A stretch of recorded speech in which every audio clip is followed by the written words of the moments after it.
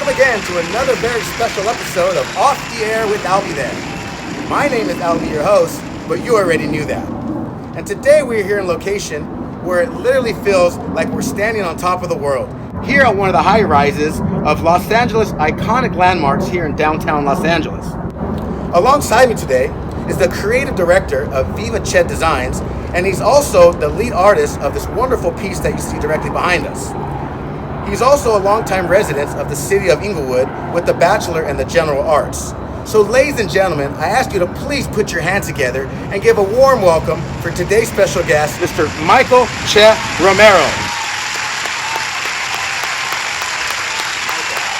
How are you, my friend? Good, man. Thank you for being here today, man.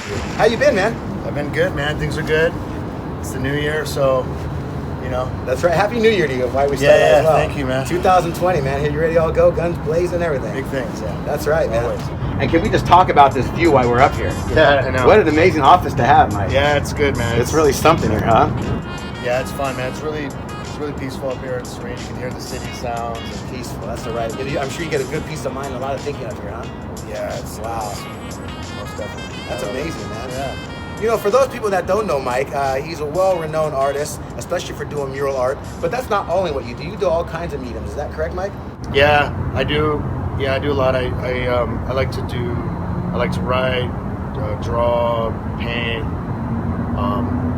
do a little bit of video stuff, Right. everything. A real Renaissance man, I like to call it. Well, you have to know these I'd things. say the art life. I'm really into the art life. Nice. That's well said. Yeah. You know, Mike did a piece where we got to meet about where he did a collaboration piece with the city of Hermosa Beach, the Hermosa Beach Mural number 8 project. I believe, what was that called? The surf skate punk mural? Yeah.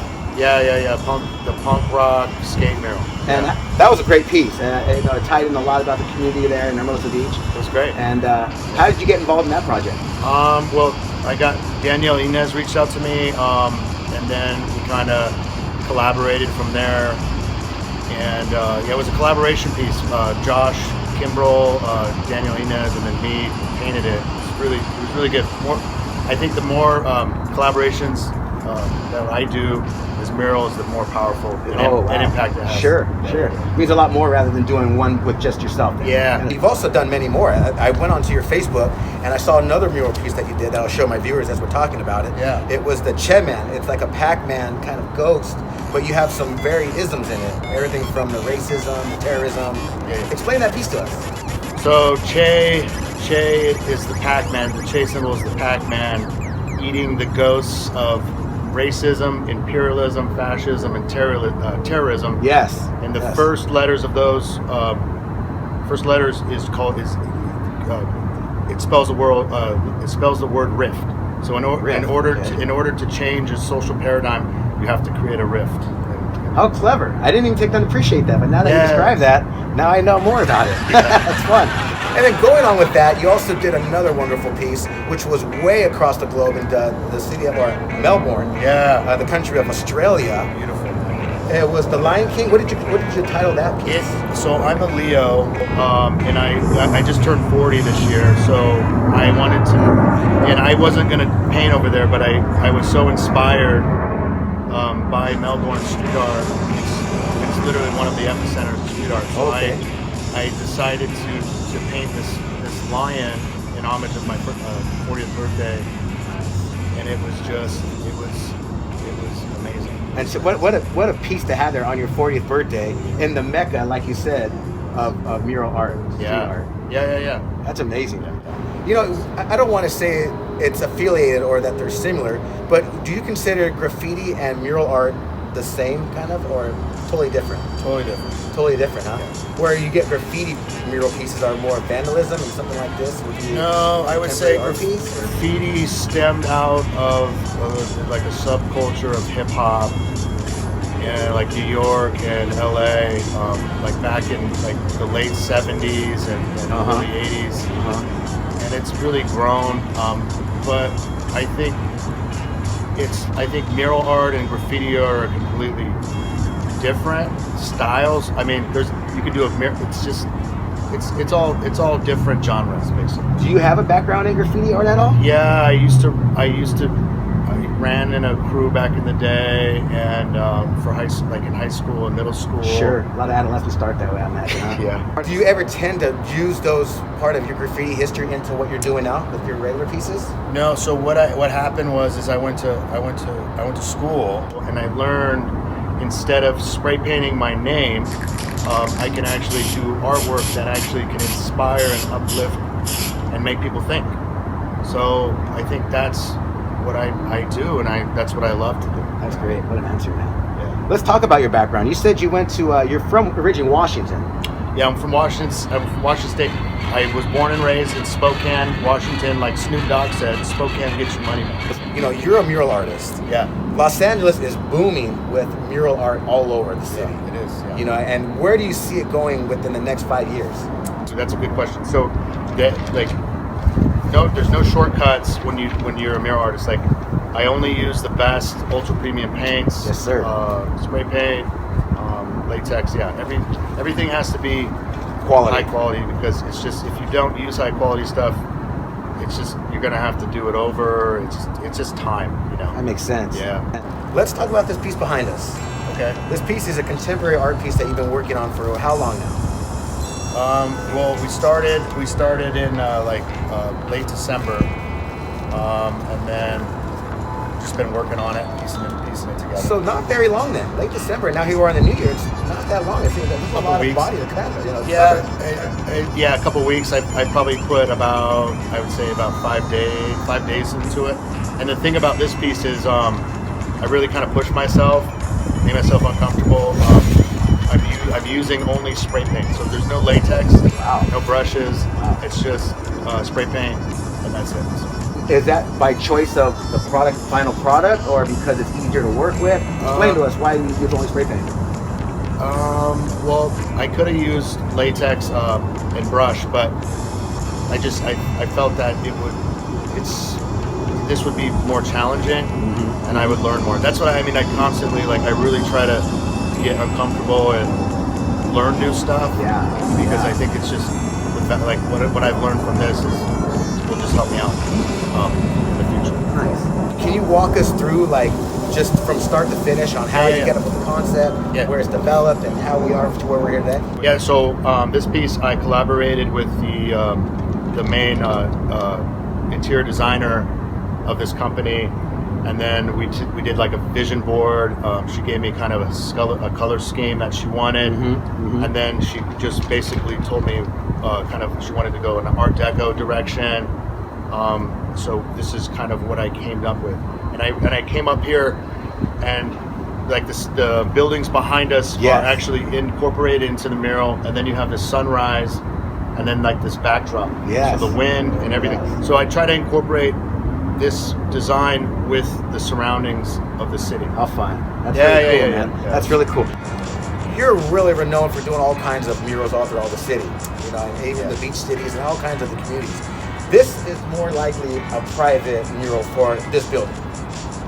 Yeah. This is a private. Yeah, this is With that being said, something like that's more public and something that's more private, do you have a preference on which one you like to work with better? I love public.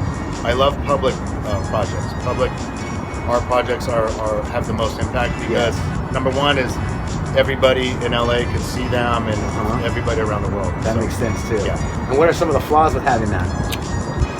Well, people are curious by nature, so they come up to me and they're like, "What are you doing? Are you?" So I take my time and I talk to people because it's important. Sure it is. And that's just part of being an artist. And I think it's my responsibility to let people know what I'm doing, especially the curious ones. That's right. You know, because again, you're not punching in, you're making your own hours up here, and it's just so peaceful and tranquil up here. And the view, can we just talk about the view again? It's amazing that you have this amazing window seat, you know? Yeah, it's You nice. literally have the corner office in the world. It's amazing. Yeah, up here. it's So as an artist, what inspires you, Mike? I think the most inspirational thing that inspires me is I think being curious and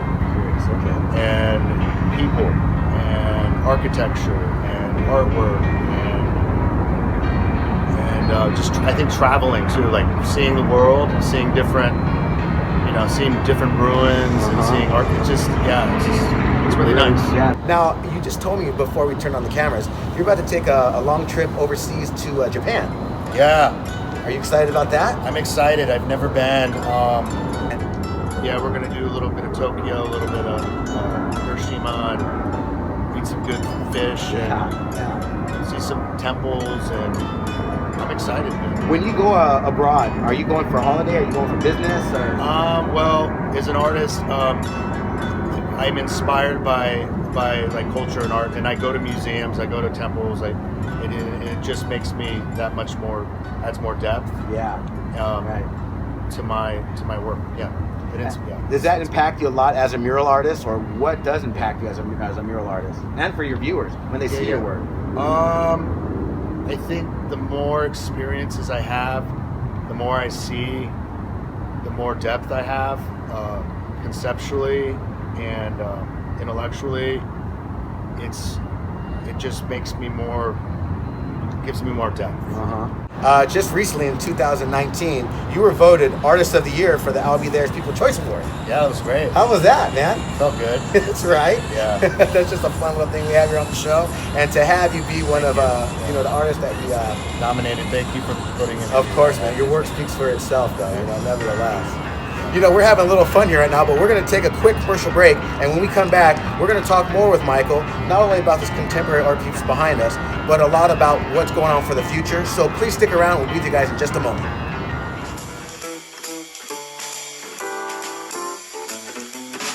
Hi, I'm Mr. Weir, and I'm off the air with I'll Be There. I'm Jenny Looney Lane, and I'm off the air with I'll Be There. Hey, it's Brock with the Charities. I'm off the air with I'll Be There. Yeah, life is hard, but you put in a little pain, you get a little soul. Love you, man. Hi, I'm Gracie Kim. I'm an artist at the Artist Project, LA. We are off the air with I'll Be There. I'm Mike Watt, and you're off the air with Albie. Hey guys, my name is Delilah Outlaw. I'm an actress and a model, and I'm off the air with I'll Be There. Cece Salazar, and I'm off the air with I'll Be There. Blake Singali, you're off the air. Yeah, I'll be there. Hey guys, it's Michael Che Romero with Vivache Designs, and I'm off the air with I'll Be There. I'm Fernando Tartaglia. I'm with Tartaglia HVAC Plumbing Mechanical, and off the air with I'll Be There. It's Brock Fuck.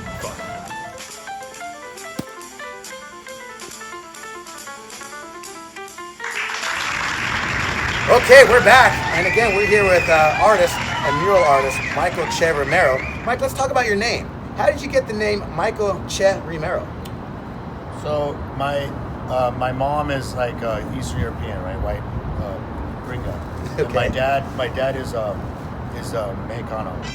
So my middle name is, he named me after, he's an idealist, he named me after the great Ernesto Che Guevara. Sure. Yeah. Great revolution. But he wanted to name me Jesus Che Romero. Okay. But my mom was like, oh, Michael after so anyways, yeah. And that's a very strong name, nevertheless. What do your friends call you? I go by Che as an artist. My friends call me Che. Yeah. Would you introduce yourself as Che, or do you normally introduce yourself as Michael? It depends. Mostly Che, but it depends. Setting. It's a really fun name. I just wanted to bring it up to see, what do I call you? You can call me Che. All right, cool. That means we're friends. Yeah. Right on, brother. That's what I'm talking about. Right now we're in downtown, and I know you have a lot of work just northeast of here in Chinatown. Yeah. It's Chinatown. It's called the Mei Mei Lu Building, and I work with a developer, Tom Gilmore and Associates, and then a renowned architect too as well. And we did this beautiful stencil building. Okay. It's super eccentric. And I call it the Chinese Liberace building. Oh, is that right? Yeah. It's Got behind lots of bells and whistles all over it. Yeah, it's behind the Bruce Lee statue. Has there ever been a situation where one of your art pieces had been up and then they buffed over or changed it? Yeah. I mean, it happens. It does happen, huh? Yeah, it happens, especially when you do street art. it's part of the beast, you know. But what I've learned, the higher you go up, the less likely it is to get covered. That makes sense. Because the community embraces it and they love it. They want to see it all the time for the generations to come. Yeah. Like there's Right? I did one in Oakland of it was me as a little boy confronting a monster. It was very dark, right? It was very dark, but it had a lot of meaning, and I think it resonates with people. And I love that piece. So I met the building manager. He gave me the facilities director's number, and within an hour, I talked to George, who gave me permission to paint that building. You're talking about knocking on a door on a whim, just on a regular day, and then all of a sudden you get a call 2 hours or an hour later, and you got the contract for the piece. Yeah. That fast, huh? Yeah. That just shows you people that if you really want to do something, you got to get out there and do it. You know, you can't just be, idle and sitting, because if you're not going to take the leap, I guarantee you, somebody else will. Yeah, no, just if you want it, you go get it. That's my advice: is just be relentless, be confident. Especially, I mean, if you have a body of work, that helps too. And then vision too. If you can articulate what you want to somebody, then usually 99% of the time you get it. Wow, that's amazing, Mike. A lot of people don't know this about you either, Mike, but you played a little bit of football yourself. Yeah, I played college football, and then I played arena football. Arena football for what team? The Tri-Cities Fever. And is it true that you guys won a bowl? We did, 2015. How about that? So you're a champion in arena football too, then? Yeah, I guess. That says a lot, man. I know a lot of people don't know about that. I had to really dig through your Facebook to find things out about you, and I think that's one thing that you don't share with a lot of people. That I don't. Is there a reason why you don't like to share that part of your life? No, I hung them up. You did, huh? But if people ask, I don't mind it. Because I think sports taught me a lot about discipline and structure, maybe, and will and structure, and It's good, man. And I brought that up only because we're in the midst of NFL football playoffs, and I didn't know if you're an avid football fan. I'm from Washington State, so go Seahawks. Oh, here we go then, huh? Could be a fun year then. It is. We'll see. Hopefully they'll be good. Marshawn Lynch is coming back. So That's right. Beast Mode's coming back from the 12. Oakland. The 12, right? Yeah. Here we go. Should be exciting. Well, Mike, this is the time of the show where I usually like to ask you if there's anyone that you want to give a shout out to, or if anywhere where we can check you out next. Yeah, I got a lot of irons in the fire. It's just, I gotta close the deals. Sure. You know what I mean? Sure. Well, you're here to hear first, folks, and this is a fun time where I don't know if you're familiar with the I'll Be There show, Mike, but we're a very independent kind of company here, and we're an independent show, and everything we do here is very much so home base. And I like to say it's not so much about the quality; it's about the camaraderie. So this show means nothing without you being here. So again, thank you very much for being here, having some fun with you today, and taking the time out of your day from this mural piece and just sitting here to talk with us. Mike, God bless you, man. Happy New Year to you. Thank you for being here. Folks, my name is Albie, and again, you can catch us on either Facebook or YouTube. We'll be airing every again so often. So please, if you want to tune in, leave a comment. Leave a like button, share, hit the button, give me the thumbs up, give me a heart. We'd like to hear it all. I want to make sure that you're there and that I appreciate you guys. So with that being said, find yourself, find your heart, find your art. I'm Albie there. Stay great, be great.